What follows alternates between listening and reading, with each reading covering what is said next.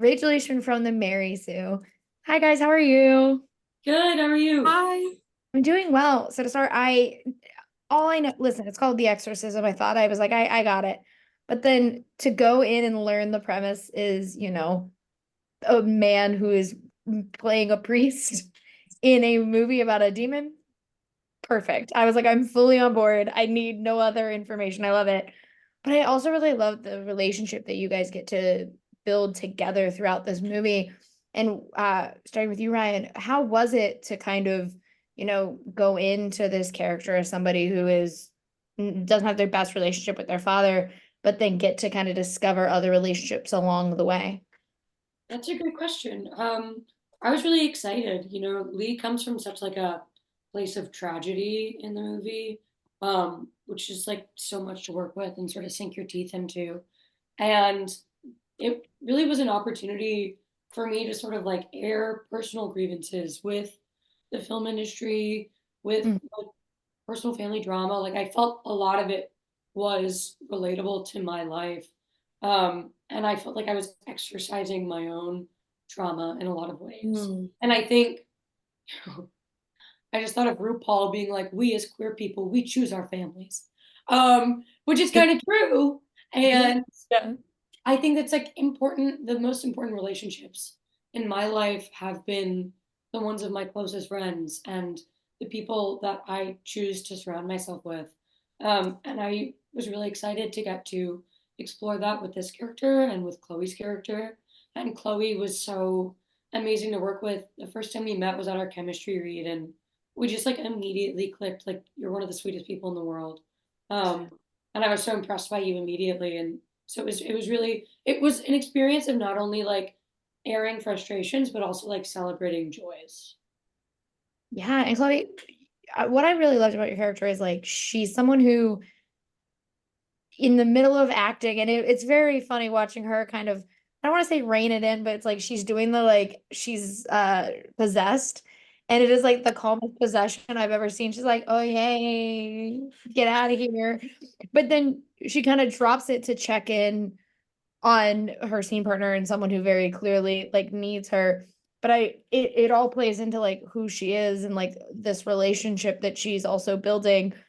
For you, what was it like not only building that relationship with Ryan and getting to work with them, but also figuring out the dynamics of all of the actors that she's working with in this and where her relationships are with them?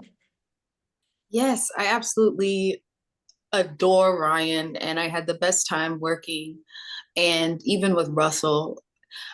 For me, it was really nice having like that sweet and spicy part of Blake that, you would get to see the sweet side and, the little spicy side that she uses as a mask to protect herself sometimes.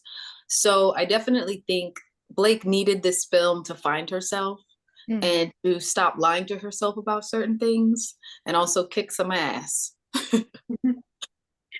I loved it. And one of my favorite things about this movie is, in the very, very beginning, it is like kind of a nod to The Exorcist and how it's come out, stand in front of the door, and like the original actors going through it. And then we pan out and it kind of reminded me of Poltergeist. And it's like all these little like reminders of horror movies was really fun. Is there a favorite that you guys each have in this movie, or like were there any horror movies that you guys were like, oh, I'm kind of feeling like this one fits my vibe for today when I'm on set? That's a good one. Good question as well. I mean, The Exorcist obviously is like a clear inspiration for this movie, and I had already seen it a million times. It's one of my favorites. I watched it again because I feel like there's a lot of different performances that inform Lee. Sometimes Mm. it was, Josh's dad, the main priest. Sometimes it was Ellen Burns. Like sometimes it was Linda Blair. Like they're all sort of in there and informing the character. Um, as far as horror movies, I mean, I have so many personal favorites, like Jennifer's Body, The Host by Bong Joon-ho, like I saw the TV Glow recently. I adored. But I think we're nodding to those movies in this movie because we want you to know, like, we love filmmaking. We love these films. We love this genre.